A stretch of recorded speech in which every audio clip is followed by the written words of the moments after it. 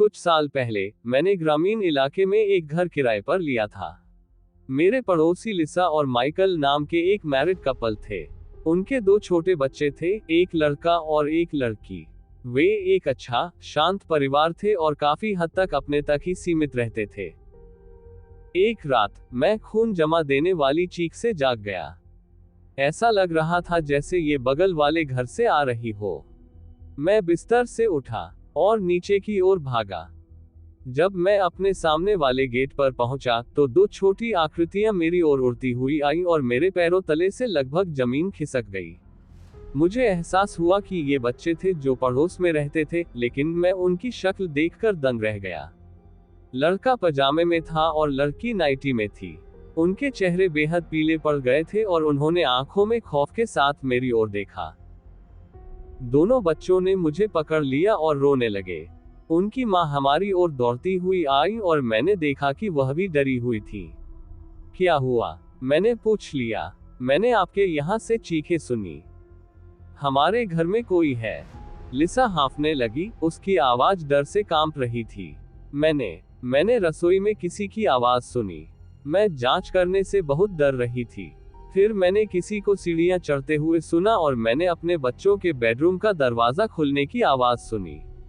फिर मैंने अपनी बेटी के चिल्लाने की आवाज सुनी। ये भयानक था। मैं तुरंत बच्चों को ले आई और हम बाहर भागे। क्या तुमने देखा वह कौन था? मैंने पूछ लिया। नहीं, उसने उत्तर दिया। बच्चे बेडरूम से बाहर भाग गए। मुझमें इसकी जांच करने की हिम्मत नहीं हुई। कृपया हमारी मदद करें। हमें पुलिस को बुलाने की जरूरत है। मैंने बच्चों की ओर देखा, वे अभी भी डर से कांप रहे थे। उनके पिता कहाँ हैं? मैंने पूछ लिया। उनकी नाइट ड्यूटी है, लिसा ने कहा। मैंने उनसे कहा कि वे मेरे घर जाएं और पुलिस को बुलाएं। उसने मुझे धन्यवाद दिया, अपने बच्चों का हाथ पकड़ा और मेरे घर की ओर भागी। मैंने उनके घर की जांच करने का फैसला किया। सामने का दरवाजा खुला हुआ था। अंदर झांकने पर अंधेरा और खामोशी थी। अचानक मुझे अपनी रीढ़ की हड्डी में ठंडी ठंडक महसूस हुई। मुझे एक अजीब सा एहसास हो रहा था कि जैसे कोई मुझे देख रहा है। मेरे दिमाग के पिछले हिस्से में एक छोटी सी आवाज मुझसे कहती रही, यह एक जाल है। मुझे नहीं पता, लेकिन उस पल मैं बहुत डर गया था। अंधेरे घर के अंदर क्या छिपा हो सकता है, ये सोचकर मैं डर रहा था। बहादुर बन भाई, मैंने बुदबुदाया। अब तुम बच्चे नहीं हो। मैंने बगीचे के रास्ते पर चलना शुरू कर दिया, लेकिन तभी मैंने कुछ ऐसा देखा जिससे मैं अपनी जगह पर रुक गया। ऊपर की एक खिड़की में अचानक रोशनी आ गई। घर खाली होना चाहिए था। मैंने रोशनी वाली खिड़की की ओर देखा, लेकिन मुझे कुछ भी नहीं दिखा, बस हवा में पर्दे उड़ रहे थे। वहां ऊपर कुछ है, मेरे दिमाग में हल्की सी आवाज फुसफुसाई। और वहां जो भी है वो चाहता है कि मैं उसको घर में आके ढूंढूं। मैंने खुद को समझाने की कोशिश की कि मैं बस पागल बन रहा था। एक वयस्क व्यक्ति के लिए ये कितनी बड़ी बेवकूफी थी कि वह किसी घर में जाने से डरता था क्योंकि वह भूतों से डरता था। अगर यह चोर है, मैंने मन में सोचा, तो उन्होंने लाइटें क्यों जलाईं? तभी लाइट बंद हो गई। क्या बकवास है, मैंने सोचा और कुछ कदम पीछे हट गया। मुझे अभी भी अंधेरे में कुछ दिखाई नहीं दे रहा था, लेकिन मुझे अपने रोंगटे खड़े होते हुए महसूस हो रहे थे। तभी लाइट फिर से चालू हो गई। जब मैंने खिड़की की ओर देखा तो मेरा दिल जोर से धड़कने लगा। वहां एक काली आकृति खड़ी थी। यह एक महिला थी। उसकी त्वचा रूखी और सिकुड़ी हुई थी और उसके बाल लंबे और बिखरे हुए थे। वह एक लाश की तरह लग रही थी। वह बस अपनी खोखली खाली आंखों से मुझे देखती रही और एक मरी हुई मुस्कान बिखेरी।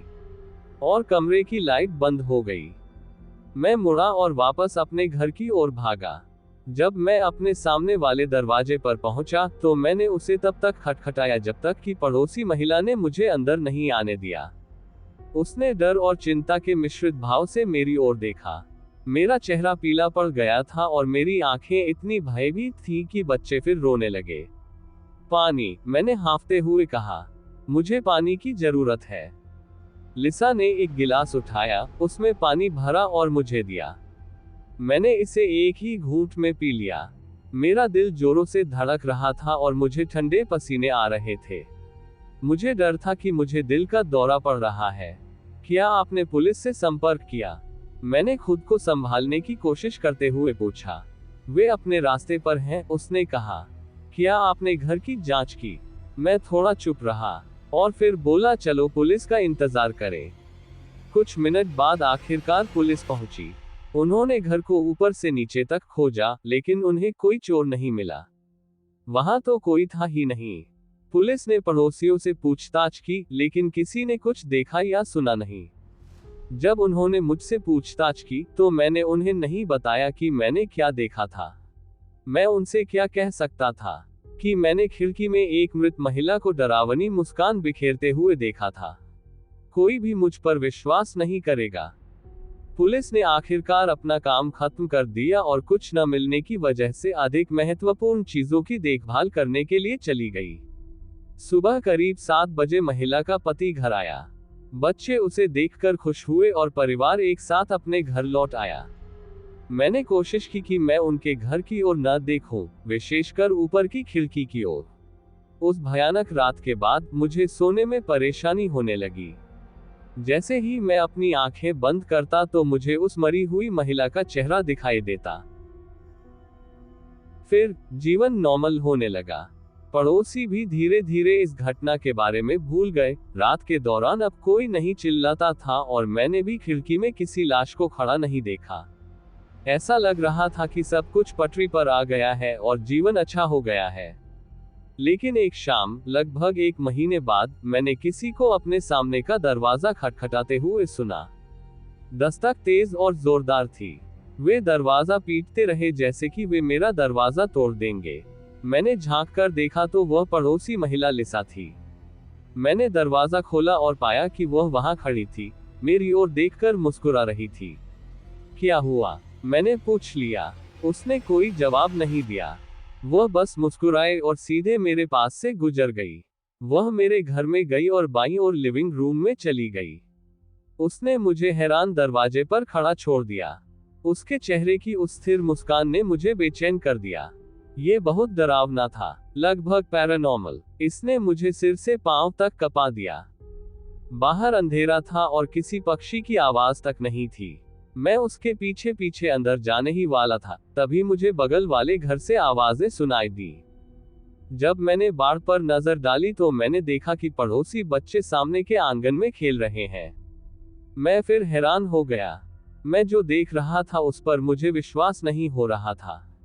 लिसा वहां थी। वह अपने सामने आंगन में खड़ी होकर बच्चों के साथ खेल रही थी।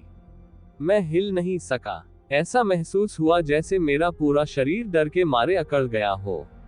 मेरे दिमाग में हल्की सी आवाज केवल एक ही सवाल पूछ रही थी, अगर लिसा वहां है तो मेरे लिविंग रूम में कौन है? मैं जांच करने के लिए नहीं रुका। मैं तुरंत बगल वाले घर की ओर भागा और अपने पड़ोसियों से पुलिस को बुलाने के लिए कहा। 2 अधिकारी आए और मेरे घर की ऊपर से नीचे तक तलाशी ली, लेकिन उन्हें कोई औरत नहीं मिली। अगली सुबह मैं घर से निकल गया और वापस नहीं आया।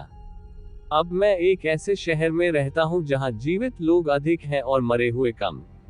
मैंने सुना है कि मेरे पूर्व पड़ोसी माइकल और लिसा मेरे जाने के तुरंत बाद चले गए। मैंने चारों ओर पूछा और मेरे एक मित्र ने कहा कि वे इसलिए चले गए क्योंकि वो दोनों पागल हो गए थे। मेरे दोस्त ने बोला कि वो कहते थे कि उन्हें लगता है कि उनका घर हॉन्टेड है। इतना बोलकर वो जोर जोर से हंसने लगा। मैंने उसके साथ हंसने की कोशिश की, लेकिन मैं मुस्कुरा भी नहीं सका।